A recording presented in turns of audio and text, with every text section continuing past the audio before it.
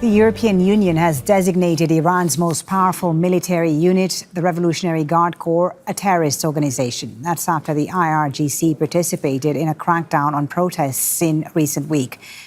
The decision was made at a meeting of EU foreign ministers in Brussels.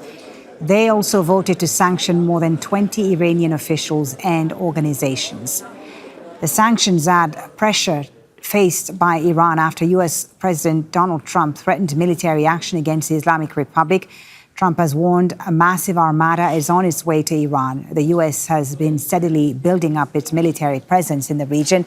The US president previously threatened to attack Iran if protesters demonstrating against the dire economic situation continue to be killed.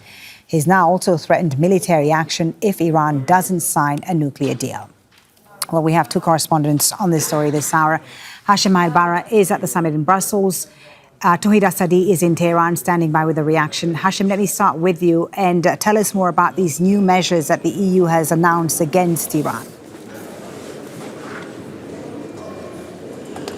So basically, Folly, we have two decisions made today here in Brussels. And on both decisions, the EU has decided to move beyond symbolic gestures or symbolic decisions into a strong political message to Iran. They have decided to designate the IRGC as a terrorist organization. And number two, they have imposed restrictions, sanctions, asset freeze, and also visa bans on senior Iranian officials and entities, including the Minister of Interior, the General Prosecutor, a presiding judge, entities responsible by the EU for misinformation, clamping down on the protesters, or also for trolling campaigns, and also entities that the EU says was transferring technology, missiles, drones to Russia. Now, it was not an easy decision, particularly the one about the designation of the IRGC as a terrorist organization, because some European countries, France in particular, was hoping to maintain a channel of communication with Iran. And oftentimes, the IRGC is very instrumental in putting together agreements as far as the Iranian government is concerned. But when they saw the clampdown on the protesters taking place and the scope of the casualties among the civilian protesters, the Europeans said, no, we need to send a strong message. Today, they came up with both the designation and the sanctions. And for them, it is going to be definitely an escalation of EU relations, which is definitely going to shape the outcome of its future relationship with Iran. Tawhid Asadi in Tehran. In just the last few minutes, we've had reaction from the Iranian foreign minister to this decision by the EU.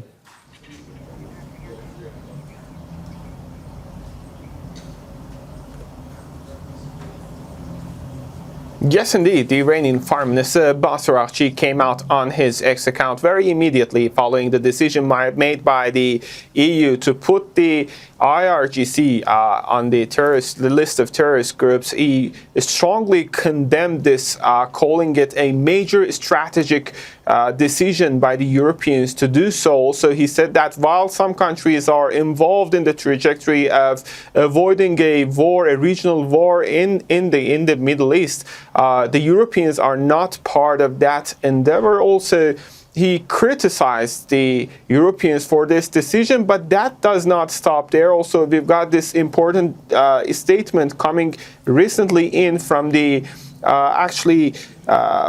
chief of the staff of the country, and I'm going to read it as it is just coming in. The General Staff of the Armed Forces of the Islamic Republic, in a statement recently published, called this decision illogical, quote unquote, and irresponsible, also taken in full alignment with the policies of the United States and the Israelis, as well as a sign of hostility toward the Iranian nation and country's independence, and also quite contradictory to the UN Charter and international laws and regulations. Of course, this is an important development, seeing the escalations being ramped up to an unprecedented level after the military buildup of the United States in the West Asia. And we have to keep in mind two perspectives. First, the possibility of a confrontation that is out there, and also a possibility for diplomatic solution on both aspects, I can say, say that this recent decision by the EU is going to put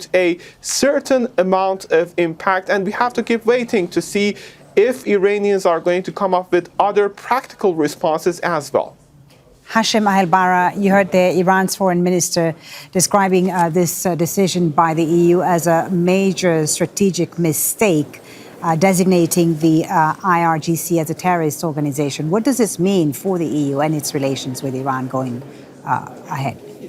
forward? Well, basically, folly, the justification for the EU was the following. They wanted to show us a message of solidarity with the people of Iran. Number two, they said that the clampdown should not go unanswered, and therefore there needs to be a strong position from an EU perspective, and this explains that they decided to go for one of the most important branches within the establishment, which is the paramilitary forces of the IRGC. What is going to lead the Europeans in the near future?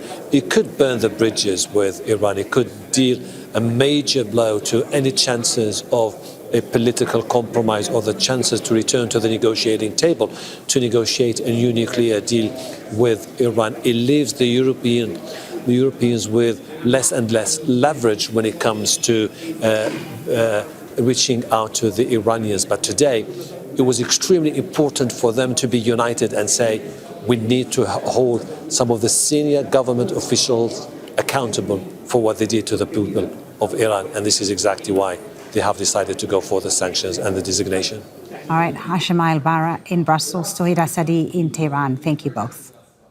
Don't miss out. Get the full picture. Subscribe to Al Jazeera for reliable news and expert insights. Like, share, stay ahead.